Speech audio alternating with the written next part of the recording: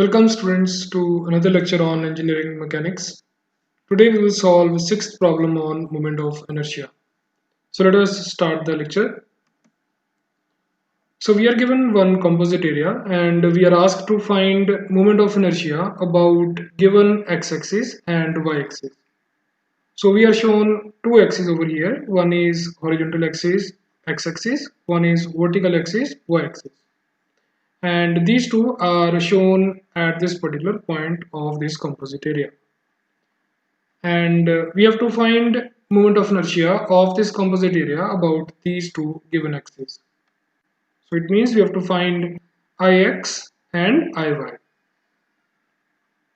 So let us first see how we can find Ix. So the very first step in solving a problem of moment of inertia of composite area is that we should divide that composite area into regular areas.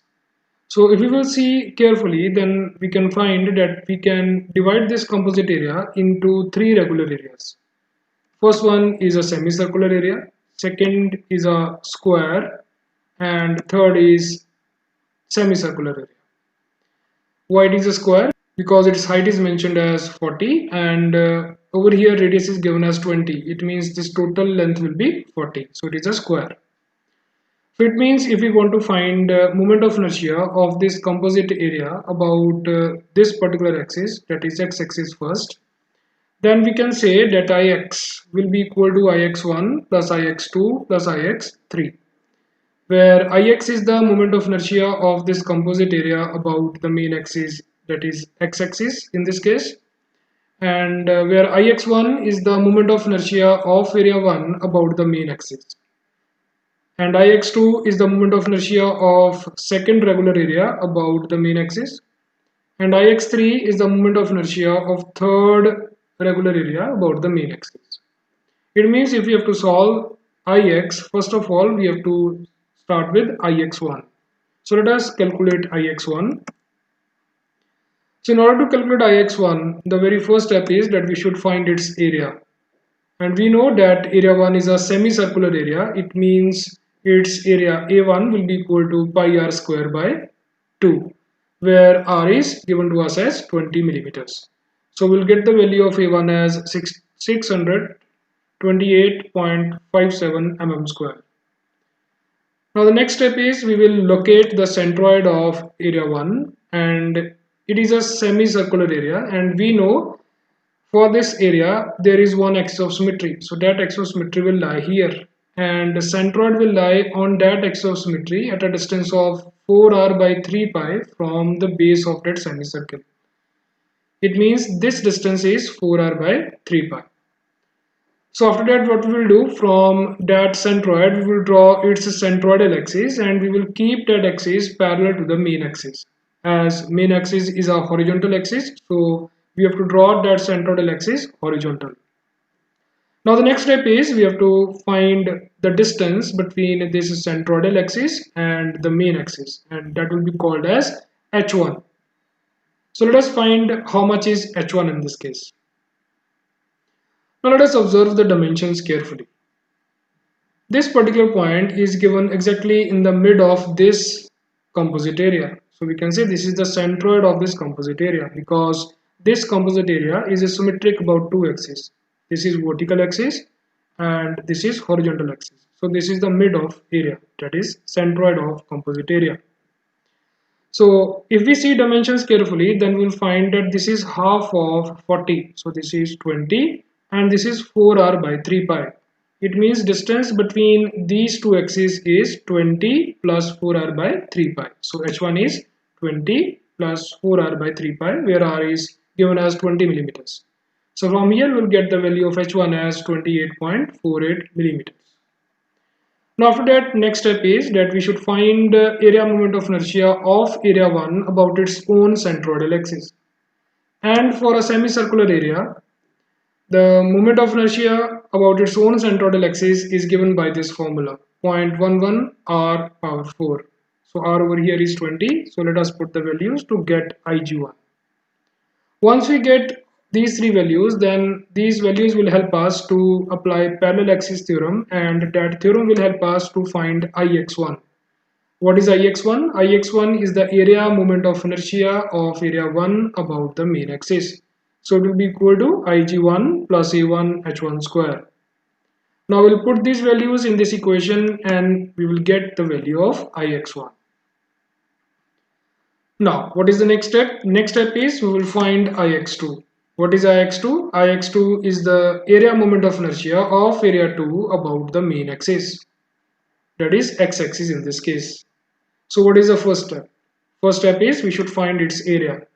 So it is a square. It means its area will be length into width. That is 40 by 40. So it will be 1600 mm square. Now after that we will locate its centroid, and we know it is a square. It means its centroid will lie exactly in the center. That half of length and half of its height. So it means this distance is 20 and this is also 20. And after that, from that centroid, we will draw its centroidal axis and we will keep that axis parallel to the main axis. And then we will find the distance between its centroidal axis and the main axis. And we can clearly see that both the axes are at the same place. So distance between these two axes will be 0. So we have concluded H2 in this case is 0. Now after that, we will find moment of inertia of this second area about its own centroidal axis. And we know it is a square. So for square, we can apply the formula of rectangle, that is BD cube by 12. So in case of square, both sides are of same length, that is it is 40 by 40. So there is no need of B and D over here because both dimensions are same. So we'll write 40.40 cube divided by 12. So this will give us the value of Ig2. So once we get these three values, now we can apply parallel axis theorem, which will give us Ix2. So what is Ix2? Ix2 is the area moment of inertia of area 2 about the main axis. So put the value of Ig2, A2, H2 and we will get the value of Ix2.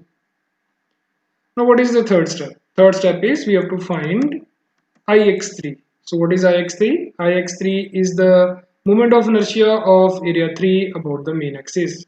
So let us find this. So what will be the first step? First step is we should locate its centroid, and its centroid will lie at a distance of 4r by 3 pi from its base along the axis of symmetry.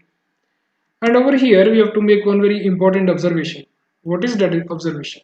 Area 3 is similar to area 1. You can see we want to find moment of inertia about this axis. So position of area 1 and area 3 are exactly same and their dimensions are also same. It means whatever value we have calculated for Ix1, that will be equally applicable to Ix3 as well.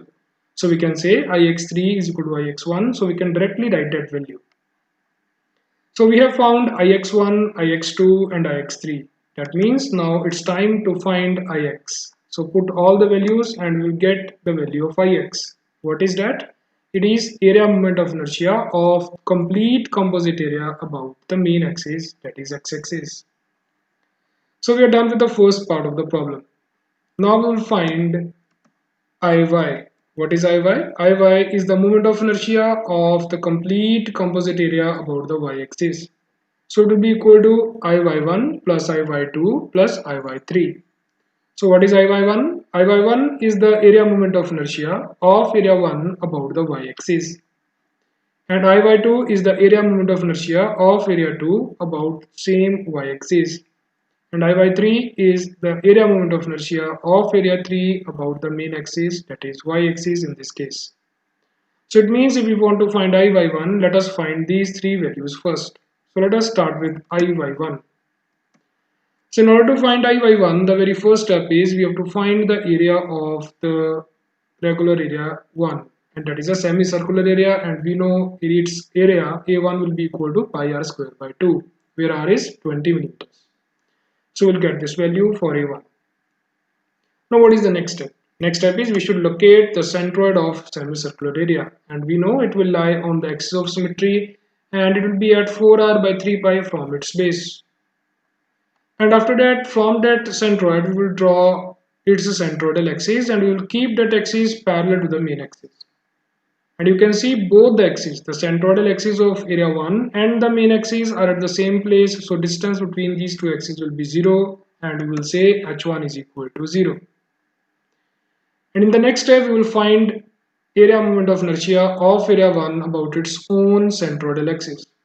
And for a semicircular area the value is given by pi r4 by 8. This value is applicable to the centroidal axis of semicircular area which is perpendicular to its base. So this you should remember.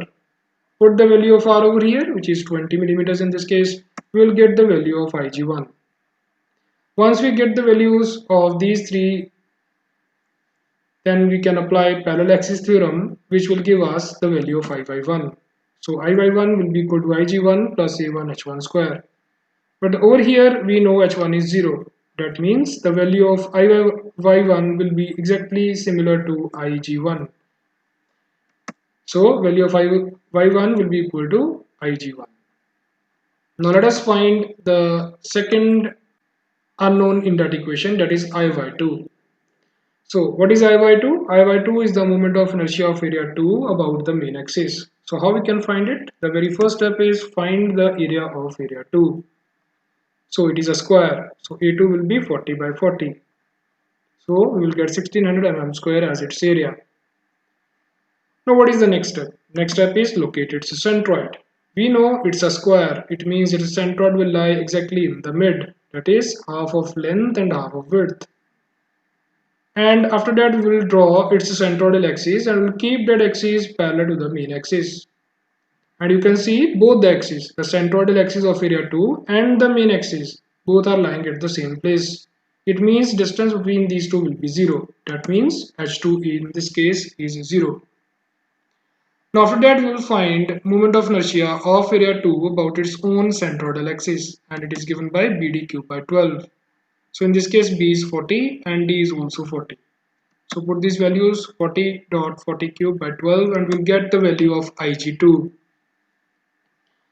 So once we get the values of these three, we can apply parallel axis theorem to find Iy2. So Iy2 will be equal to Ig2 plus A2 H2 square. As H2 is 0, it means Iy2 will be simply equal to Ig2. So now we got the value of Iy2 as well. Now next step is find the value of Iy3. Now in case of Iy3, we know area 3 is similar to area 1. The position of area 1 and area 3 and their shape and size is exactly same. So whatever value we calculated for area 1 for its moment of inertia about this main axis y will be equally applicable to area 3 about the same axis. So we can say Iy3 will be equal to Iy1. So we have adopted same value. So we got the value of Iy1, Iy2, Iy3. So what is the next step? Just add these three values to get the final answer. That is Iy. So Iy is the area moment of inertia of the complete composite section about this axis, that is y axis in this case. So I hope this numerical is clear to you. Thank you very much.